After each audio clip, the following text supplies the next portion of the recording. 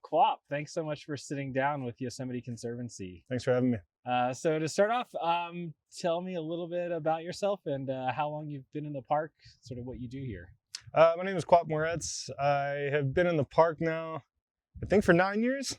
A couple different jobs during that time. But yeah, 9 years. And the main majority of my employment here is an environmental science educator with NatureBridge. And what brought you here to be an environmental science educator? Before working for for NatureBridge, I was working for a company Outward Bound in the Southeast, doing exclusively programming with at-risk youth funded through the Department of Juvenile Justice. I had that job for about 3.5 years and ascended to the point where it was either stay in the field or move into the office. And I didn't want to move into the office, and I wasn't burning out at the job, but the job was so intensive and so much trauma, I guess, involved with the population that we were working with that I found it getting a little too much after 3.5 years of it. And my friend Boutique, who lives in Norway, he suggested his internship with NatureBridge. And he said specifically, I remember him being like, you don't really know much about science, but you got a lot of outdoor leadership skills. So they might accept you for this internship called the Educator Development Program. And at the time I was signed up to be a boat captain in boat captain school in Tequesta, Florida. And the internship was 7 weeks long in Yosemite over the summer. And I said, well, that sounds pretty cool. I've never been to Yosemite before. And I applied, interviewed, and they called me back. And Kim Liza, she was like, you're actually overqualified for the internship. Would you like to re-interview for the job? I said, sure, I have no idea if I'll get it, but we did a shorter interview. Called me back like an hour later. The job's there if you want it. I thought about it. I talked to my parents overnight, and my dad specifically was like, listen, your car runs good, you don't have any kids, you don't have any debt. You've always wanted to move to California. This might be your chance. And so I called her back at like 8 a.m. the next day, and I said, yeah, of course, let's go. Across the country in 2.5 days, nonstop driving with my friend. And yeah, been here ever since. You've never been to Yosemite before? Well, it's interesting I say that because I don't have any memory of coming to Yosemite. Mm-hmm. Apparently I was when I was like 12. Okay. According to some family photos that my sister dug up, but I think I was just in the back seat of the rental car, like listening to Blink-182. Just kind of zoned out. I was doing a lot of stuff in California at the time. I had a wealthy aunt at the time who lived in San Francisco, so she would fly us out every summer. And yeah, I'd been here, but honestly, I don't remember. You know what I mean? Like, I don't even have any memory of the photos I'm in. Apparently, I was at Badger Pass. I don't know. My mom says that. I don't know if that's true. But no, for all intents and purposes, I had no idea. I had to Google like photos. So I just Googled photos of El Portal in Yosemite, and I said, oh, it looks like the idyllic West. Yeah. Awesome. So you have been an educator then for 9 years. What do you love about the job? And from our previous conversations, you said you wanted to stay as an educator. What makes you want to stay in that position? Yeah, totally. So my first year or two, I wasn't really sure about the job. I knew I enjoyed it enough that I like going to work every day, but I was so used to being on an expedition with Outward Bound, paddling 200 to 400 miles per course, doing intense social work, that when I got here, I think I was just trying to do that job here, and it wasn't really working. And I was still living at the hotel residence at the time, and a previous Yosemite Conservancy employee, Ryan Kelly, came down and asked me how I liked the job. And I said, it's okay. And he goes, well, I said, I think I might have been like, it's good. And he's like, I don't believe you. And he goes, what's going on? So I explained to him. And he goes, here's the thing, man. Like, try to do the job for more than a year or two. It's a really cool job, but it takes kind of a while to open up. It takes a while to fall in love with. And based off those words and the respect I had for him, I said, sure, man, that's cool. I mean, I moved my whole life here, you know, like I don't want to just like go back to Florida, you know, if I don't have to. And halfway through my third year, I woke up one day and I said, I think I can do this forever. Like, this is incredible. I completely changed my pedagogy, how I was approaching it. And yeah, kind of just, I guess the years have kind of melted by in the best way possible. I enjoy the work so much that I just like teaching. I found out I had good teachers growing up, and I really admired them. And I think what wants me to stay an educator is I think kids need good teachers. And I don't think I'm a great teacher, but I think I'm a good one. I think I got a decent handle on how to manage a group, kids' emotions when they're engaged, how to engage them. And I don't know, the office, it's just not for me. I don't want to manage other adults. I like working with kids. It's what a cool opportunity. And here in Yosemite National Park, and it's like the best classroom. I was trying to describe it to my friends. I was like, imagine if Yosemite Valley is kind of the size of Central Park. And I was like, imagine you just get to this is kind of like my New York. I don't want to live in New York. It's too crazy. But here I get this giant classroom and I get to come to every day. And every day it's different with the weather and the conditions, and every week is different with the students. So it presents unique challenges constantly. Really like the physicality of it. I like feeling the seasons. And yeah, I think I could do it for a long time. And I'd like to do it for a long time. Obviously, I sacrifice some salary. I work for a nonprofit as a teacher. But it doesn't really matter to me. I love the job so much that I don't really think about that stuff too much. I just like coming to work every day. And I think so few adults have that in their lives. That I feel really lucky. I feel really blessed in that sense that I get to wake up every day, 6 a.m. and be like, oh yeah, I get to do basically my favorite thing every day, which is teach kids cool science and leadership. And what I think is probably the best classroom I could have as an outdoor educator. My godfather, he came and visited me. He's like, well, you're basically in Shea Stadium. He's like, it doesn't get any better than this. Where are you going to move and do this kind of work? And I told him, I was 2 or 3 years in, and I was like, I think I'm going to be here for a while, actually. And I still feel that way.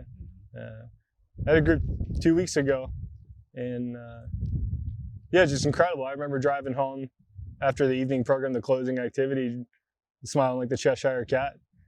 And it's cool to still feel that way after a long time. I kind of worried if it would,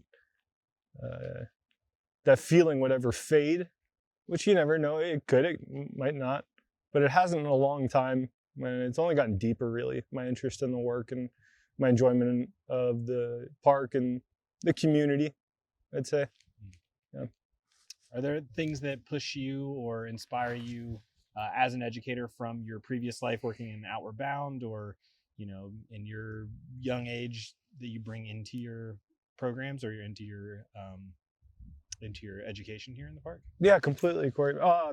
In high school, I admittedly was not a great student. I went to a really prestigious public school called Dreyfus School of the Performing Arts.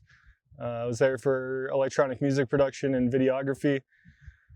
But I was probably the poorest kid at the school, since it was a performing arts high school. And I was talented, but I didn't feel at home. I felt poor every day, honestly, to be real with you. So I started skipping school. And by 11th grade, I guess I was truant. I wasn't coming to school enough. And the summer from junior year, 11th grade to 12th grade, my dad woke me up on my birthday in April, and he said, listen, I've been saving up for 5 years to take your mom to Europe. We got $5,000 saved, but you're having a hard time right now. You're not struggling with drugs or alcohol, but you just don't go to school. You just skip school and go to the beach. And we don't think there's anything fundamentally wrong with you, but we do think we need to get you out of this concrete jungle. So he laid 8 different NOLS courses, National Outdoor Leadership courses. And he said, you're going to do one of these this summer, so you get to choose which one you get to do. And immediately I was like, why am I being punished? Blah, blah, blah, blah. Just being an angsty 16-year-old. And yeah, I ultimately chose the glacier climbing course in North Cascades, simply because it was the hardest and it kind of looked the coolest in the brochure. And I was like, I think I'd just seen K2 that'll maybe about Everest. And I'm from like South Florida. I have no idea. So I flew out there all by myself, and it was really the ultimate sacrifice by my parents. So I don't come from a working class family. My dad's a carpenter. Mom's an antique dealer. And yeah, throughout that entire month, I was so pushed and so challenged. And I remember, God, we were on like day 7, and we were supposed to hunker down for camp on a ridgeline, and weather was going to move in. We were doing an Iron Chef thing, and our instructors, Nadine, and I think it was Paul, could be getting his name wrong. They're like, all right, we got to pack up. We got to like move up 2,000 feet. So we all packed up our stuff like 4 p.m. And we're on 3-person rope team, ice axes, crampons, and it's pitch dark at this point. It's 8:30 at night, no dinner, just trudging up blindly and up like Glacier Peak. And I remember something happened in that moment because I was struggling on the course. I was like really, really struggling, physically, mentally, psychologically. And like in that night, I remember stopping. I was in the middle of a person. I couldn't see the person on my rope team in front of me or behind me. And something just something awakened in me. And I was like, oh, this is why I'm here. Like, I love this. I love hard, challenging stuff. And that kind of like emerged in my personality at that moment. And I think I got like a C+ on the course. I don't think I was like the best student. I think there was bias probably because everybody else was like already good at mountaineering. And I was just like, yeah, I just like to go surfing with my friends, go to house parties. And yeah, I came home from that and everything had changed. Like kind of everything. I didn't skip class anymore. I got probably 3.8 senior year. Even my teachers were all calling my parents and like, listen, Quap's a nice kid, but he didn't really show up. And now he's just here all the time.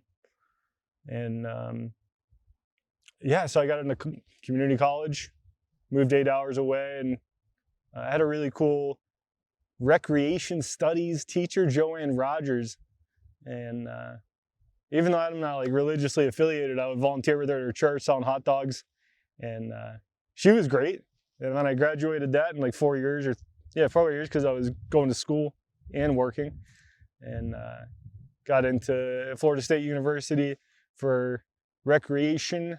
God, what was it? It was recreation management through the School of Education. And I was like, this is going to be great. I'm going to meet all these people who love doing the outdoors. And it was funny. It turned out to be a bunch of wedding planners.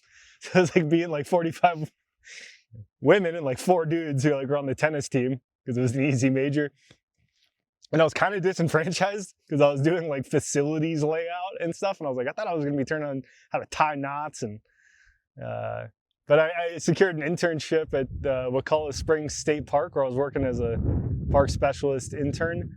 I told everybody park ranger. It sounded more official. And there, I forget the gentleman's name, but I met him. And I was telling him I don't really like this because I'm just kind of just building trails by myself all day. And through our conversation, it tied back to Knowles, and he's like, yeah, you should just get an outdoor education, man. I think there's an Outward Bound base in Florida. And I was like, yeah, I heard Outward Bound's kind of like Knowles. And I applied as I was graduating, and they turned me down. They're like, listen, our main activity is canoeing. You canoe hundreds of miles per year and kayak hundreds of miles per year on your own, but you don't work with kids. You never worked with kids, so we can't offer you the internship. I said, thank you. And I immediately got a job at the Boys and Girls Club. Well, it's like a city one, the John McLean Community Center. And I worked with kids doing homework, teaching them how to play basketball. And then 9 months later, I reapplied. I said, hey, I worked on it. I went and worked with kids. And they're like, oh, it's great. Thanks for responding to feedback. And they gave me an internship. And I did the internship. Again, there's a trend here. I wasn't very good. I wasn't bad, but I honestly, I'd only worked with kids for like 9 months. And I told them I'll stay on for 6 more months. Usually after the internship, you just got to go. And I said, listen, I'll stay on for 6 more months. I'll work for free. And if you give me an opportunity to get on another course, I'll do logistics work. I don't care. I just want to be here. They said, for free? I said, yeah. So I did that. They put me on another course in the Everglades. I had really good leadership from a guy named Lee Gibbs on that trip. And yeah, I passed with flying colors. They're like, I don't know why this guy didn't pass the other course. And then I started there as an assistant instructor and just kind of fell in love with that work. the outward bound base doesn't exist anymore, but it was an outward bound base since 1975, and they were only funded by the Department of Juvenile Justice. So we only work with students who were referred to the program by the justice system or an affiliate, like a principal at a school that saw kids struggling. And I think it was a really good landing spot for me to get into it, because I was kind of those kids. Like, I was those struggling kids. If somebody had just known about this program, I could have really benefited from it as well, as the NOLS one. So when I'm working with that population, it just felt at home, and I felt like the kids could see me and I could see them, and they knew I had lived experience similar to theirs, and I really liked the job. And I got just soaked in every ounce of information I could on outdoor education and the pedagogy of it. Yeah, I just fell in love with, I love the state of Florida. I love canoeing. And I love working with kids on how to be a better person to their community, their friends, themselves, and their loved ones.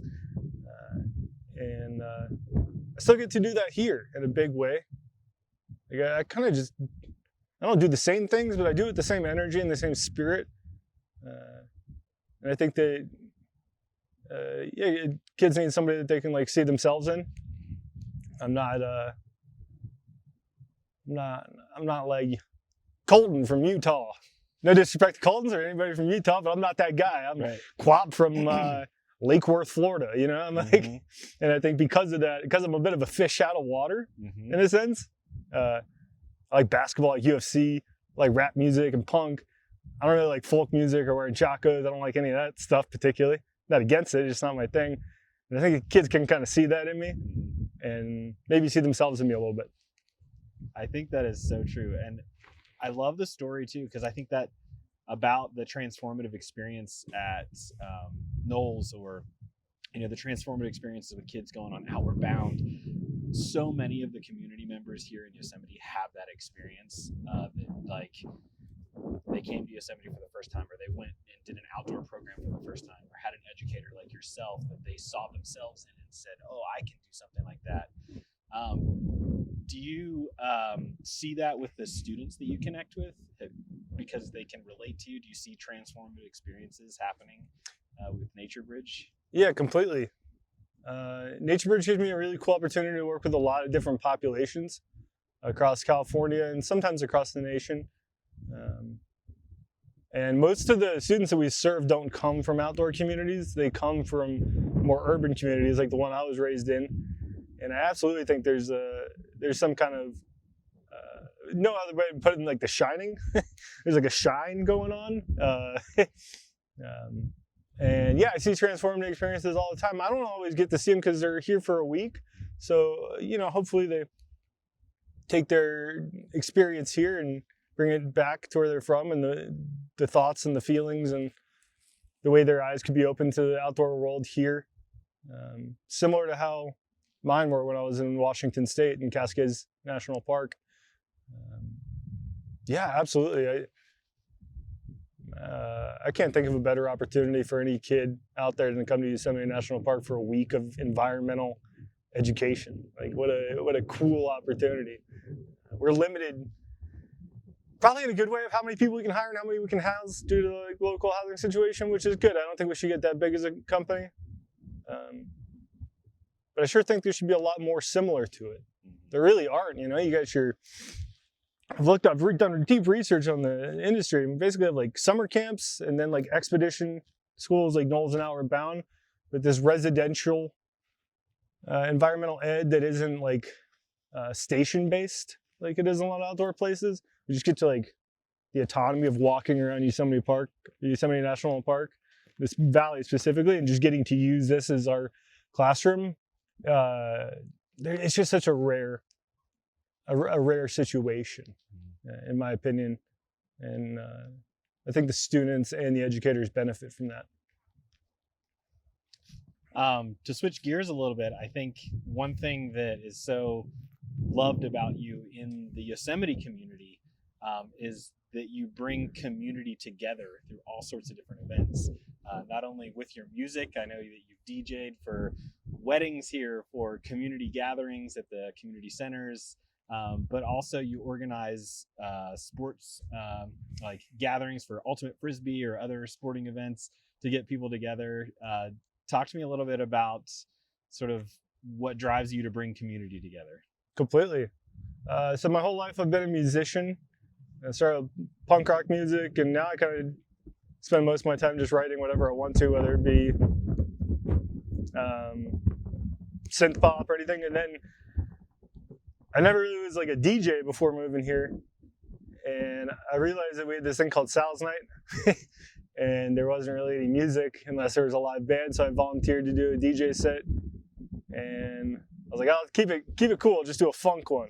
Everybody likes funk music, so I did that, and it went well. And I've continued to do it, I guess, for the last 9 years. Whenever there isn't live music being played, I think everybody thinks they have a good taste in music. You know, I think that's like everybody thinks what they listen to is the best. So I'm not unfailable to that. But I really try to keep it in mind. And when I'm DJing, I'm not just playing music that I want to hear, but I'm playing music that people can, kind of everyone can enjoy. The different times of the night. So I know, like, I usually start at 7 to 8 is kind of family friendly. There's some country, there's some folk music, and then like 8 to 9 more like indie pop, that kind of stuff, current event music. And then 9 to 10, I usually just try to throw down like crazy dance music. And I think I guess people have told me that they need that here. Like it's important that people like get wild, dance, and go crazy. And luckily I have a decent taste in music according to the community. So I keep getting invited back to do it. As far as ultimate frisbee, that's kind of another story of like fish out of water. I really love playing basketball. It's my number one sport that I love. And for like my first 4 years, I couldn't get anybody to play with me. I would just literally just shoot hoops every day after work. And Tony Tate would come out and talk with me. Love Tony, good guy. We would talk. And I was like, how can I get people to play sports with me in this community? Because I don't enjoy rock climbing. I think it's okay. It's cool for other people. I tried for years to get into it, but it's just not my thing. I don't know. Not everybody can do everything. And I literally Googled, like, what is the number one sport at liberal arts colleges? Because that seemed like everybody around here at the time went to. And it said ultimate frisbee. So I went to Walmart and I bought a frisbee. And I put up a post on the old Facebooks. And like 3 people showed up. Merle Kristaps, I think her last name is. And we just started playing catch because there wasn't enough people. And then like after weeks, every week would show up. Wednesday night, Tuesday night. And people the word slowly spread. And it's kind of grown into something bigger than me. Melissa Stellers has been super instrumental. She's a professional ultimate frisbee player that lives in the community and really helped me understand ultimate frisbee. I had no idea. Like, I'm just like Googling the sport. Turns out I really like it. It's kind of just like playing football, but you don't get hurt. And I think one thing that's really important is that ultimate frisbee is for everybody. At least that's the way I view it here. And I'm really conscious of it not turning into like some broed out machismo, just situation. And I have to police it sometimes because it can delve into that. I really want it to feel like everybody can play. We've had people, I think our age ranges have been from like 55 to 7 years old. There's a kid named Felix. I think his dad is Brian. He's a lead on forestry. And it's like 7-year-old kids started coming out and wanted to play. And we were like, yeah, for sure. And people were kind of hesitant at first, like, yeah, guys, it's for everybody. Like, people were guarding him really heavy. And I was like, take it easy. 7 years old. You guys are all like 28. And it's kind of cool just to have that like opportunity to share something in the community. I never envisioned myself as an ultimate frisbee player. I kind of still don't. I'm not the fastest, not the strongest. But I try to bring smiles, and like, we got jerseys. Somebody donated. They're youth soccer jerseys. They're like pennies. It helps make it more official. Sometimes people bring food to share. And as somebody who works for NatureBridge, it's a good way for me to meet community members outside of my work. I love my coworkers; they're all wonderful people, but I felt the need to make friends outside of it. And organizing a sports weekly event gave me an opportunity and a platform to make friends in a different way. All right, I'll trick people and be like, thanks for letting me trick you into being your friend. But yeah, it's super cool to be involved in two different spaces and like it bring people together. I guess I never really thought about it, Cory, until now. Well, Quap, thanks for excuse me. Quap, thanks for spending some time with us today. Last thing before we leave, where can some people find your music? I'm on Spotify. It's Quap Cousteau, just like Jacques Cousteau, QUAPCOUSTEAU. I'm on Spotify. I make a lot of I make music videos and short films on YouTube. Same name, Quap Cousteau. Yeah, check it out if you want. I like doing it. I'll probably do it even if nobody was watching. I think I'd still do it. It's just kind of more fun than watching TV for me. And thank you for this opportunity, man. This is a cool thing. I was nervous, but now that I'm talking, I feel a lot better. I feel confident in what I do, and I feel confident in my purpose here. Yeah, just thanks, man. Well, and you're appreciated for it. That's why people nominated you. So yeah. Thank you. Thank you for being part of this community. Absolutely, man. Yeah. Hopefully for a long time, brother. Perfect. Awesome. Cool.